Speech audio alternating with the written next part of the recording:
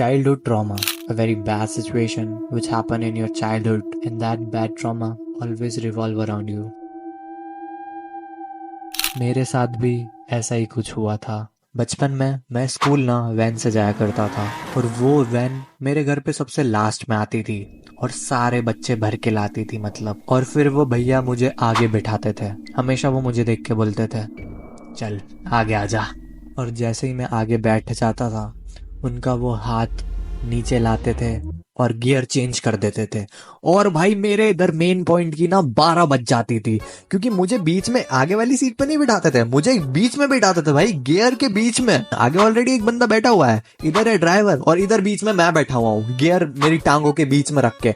अब भैया गियर से खट खट चेंज करते हैं। इधर भाई जो दर्द होता है ना भाई, That pain still gives me trauma भाई। Bro, that fucking painful experience ना मुझे कम से कम 20 से 25 मिनट तक झेलना पड़ता था, क्योंकि मेरा स्कूल 11 किलोमीटर दूर था यहाँ से। और भाई आधे घंटे तक मैं गाड़ी पे आगे बैठा रहता था और भाई गियर चेंज होते रहते थे। इंट्रोवर्ट होने की वजह से मैंने कभी बोल ही नहीं पाया भैया को कि भैया दर्द होता है मुझे।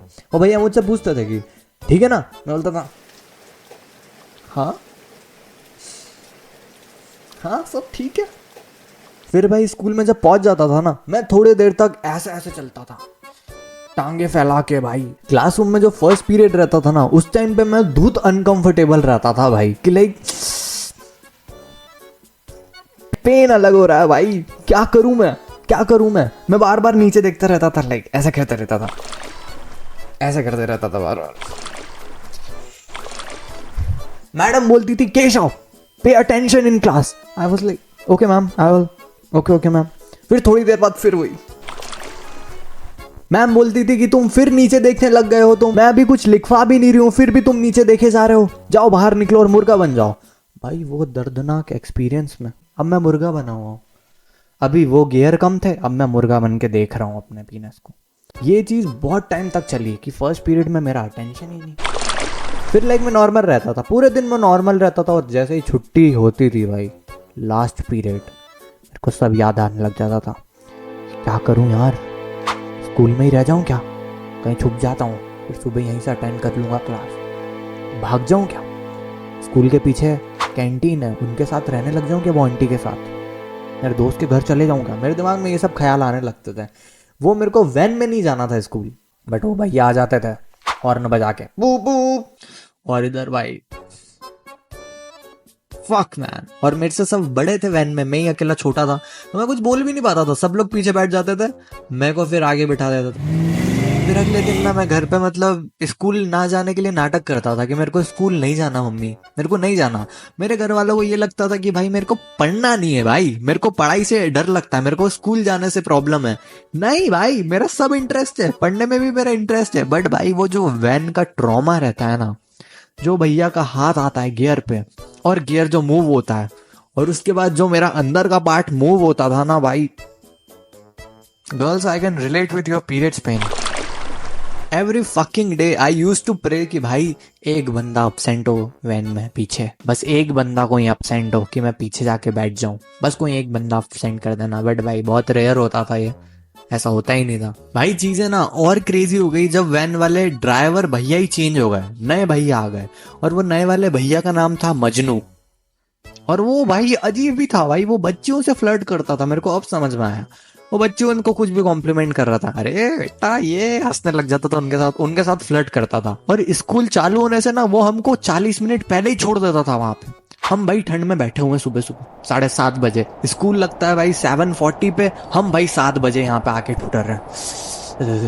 वो भाई 9 मिनट में पहुंचा देता था हमको स्कूल। यूजुअली हमको आधा घंटा लगता है जाने में स्कूल, बट वो 9 मिनट में ही पहुंचा देता। अब तुमको तो लग रहा होगा कि अच्छी बात है ना, तेरे को तो आधे घंटे पेन सफर करने से अच्छा तेरे को 9 मिनट ही करना पड़ता होगा। भाई वो 9 मिनट में इतने गियर चेंज करता था, इतने गियर चेंज करता था, 9 मिनट आंसू निकल जाते थे मेरे। वो भैया बोलते अरे बेटा कोई नहीं, लेने आ जाएंगे, छुट्टी जल्दी हो जाएगी। अब नहीं, मेरे को कोई स्कूल से दिक्कत नहीं है ना, टीचर से मेरी डर लग रही। मेरा भाई तूने जो गियर लगा लगा के मेरे जो मेन पार्ट का 12 बजा है ना भाई, मेरे को उससे तकलीफ हो रही है। और मैं ये बात बोल भी नहीं सकता हूँ क्योंकि पीछे दीदियां बैठी हुई है, बड़ी बड़ी दीदियां बैठी हुई, उनके सामने क्या बोलूं कि गियर लग रहा है मुझे मेरे मेन पॉइंट पे। मैं अपने आप को इतना वीक नहीं बताना चाहता था भाई, वो दीदियों के सामने स्पेशली। मैं इतना वीक नहीं हूं।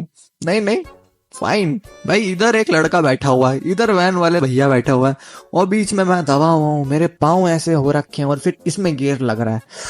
फक भाई, ऐसा भाई कभी किसी के साथ नहीं। और ये ट्रॉमा ना मुझे सेकंड क्लास से लेकर तो 7th क्लास तक झेलना पड़ा। 6 साल मैंने ये ट्रॉमा झेला है। सो मैं वो बच्चों के साथ ना आवाज उठाना चाहता हूँ जिनके साथ ये क्राइम हो रहा है, कि उनको वैन के आगे बिठा दिया जाता है बीच वाली सीट पे, और फिर भैया गियर लगाते हैं।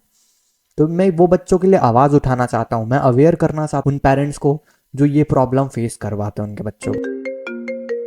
बच्चों तुम आवाज उठाओ, अपने पेरेंट्स को बात बताओ, पीनस पर गियर मत लगवाओ, टांगों को ज्यादा फैलाओ, ड्राइवर से थोड़ी दूरी बनाओ। तो गाइस 6 साल तक ये गियर वाली प्रॉब्लम फेस करने के बाद मुझे बहुत बड़ी प्रॉब्लम हो गई, इरेक्टाइल डिसफंक्शन। अब मेरा पीनस खड़ा ही नहीं होता है, क्योंकि उस पे इतने गियर लगे कि अब वो खुद गियर लगाना भूल गया। तुम आवाज उठाओ, अपने पेरेंट्स को बात बताओ, पीनस पर गियर मत लगवाओ, टांगों को ज्यादा फैलाओ, ड्राइवर से थोड़ी दूरी बनाओ।